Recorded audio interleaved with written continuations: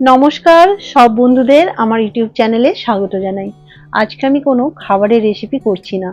আজকে আমি দেখাবো একটা সাবানের ভিডিও, আর এটা একেবারে ঘরোয়া উপকরণ দিয়ে তৈরি ও সম্পূর্ণ কেমিক্যাল ফ্রি। তাহলে চলুন ভিডিওটা শুরু করা যাক। এটা বানানোর জন্য নিয়েছি দুটো মিডিয়াম সাইজের গাজর আর অ্যালোভেরার পাতা। অ্যালোভেরার পাতাগুলো আমার গাছের। গাজরগুলোকে প্রথমে ধুয়ে খোসাটা ছাড়িয়ে নিয়ে ছোট ছোট টুকরো করে কেটে নেব, আর পাতাগুলোকেও ভালোভাবে ধুয়ে পরিষ্কার করে নিয়ে এইভাবে ছোট ছোট টুকরো করে নেব। ভেতরের শাঁসটা আর আলাদা করে বের করছি না, যেহেতু পাতাগুলো একদমই ছোট ছোট।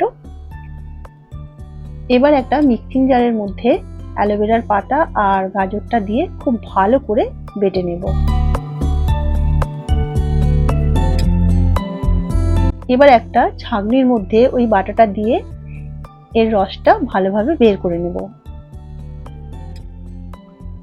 এইভাবে চেপে চেপে সমস্ত রসটা বের করে নিয়েছি, হাফ বাটি মতো ওটা হয়েছে।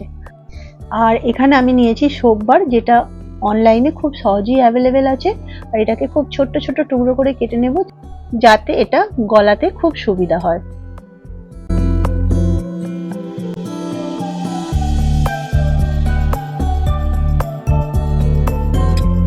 ছোট ছোট টুকরো করে কাটা হয়ে গেছে। এবার একটা বাটির মধ্যে এগুলোকে তুলে নেব।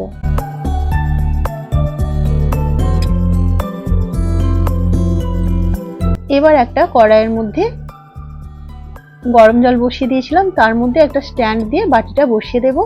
7 থেকে 8 মিনিটের মধ্যেই এটা একদম গলে লিকুইড হয়ে যাবে। গ্যাসের ফ্লেমটা অফ করে এটা নামিয়ে নেব। এবার এর মধ্যে যে অ্যালোভেরা আর গাজরের রসটা ছিল ওটা দিয়ে দেব। 1/4 টিস্পুন হলুদের গুঁড়ো,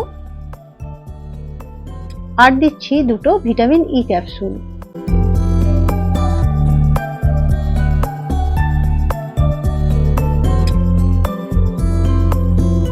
ময়েশ্চারাইজারের জন্য দেবো 1 টিস্পুন মতো নারকেল তেল।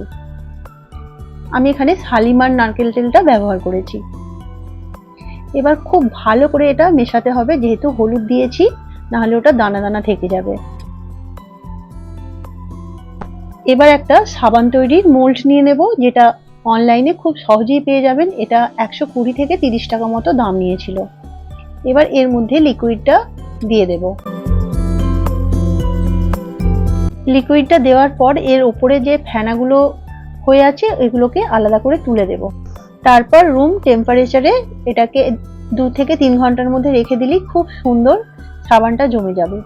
এই ভিডিওটা আমি করেছিলাম আজ থেকে 15-20 দিন আগে। এখন সাবানগুলো আমি ব্যবহার করছি, এত ভালো এটা কাজ দিচ্ছে। স্কিন তো ভালো হয়েইছে, কোনো রকম কেমিক্যাল ছাড়া আপনারাও কিন্তু এটা বানিয়ে নিতে পারেন।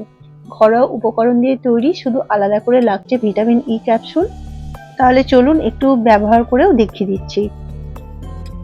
অল্প একটু জল নিয়ে নিলাম।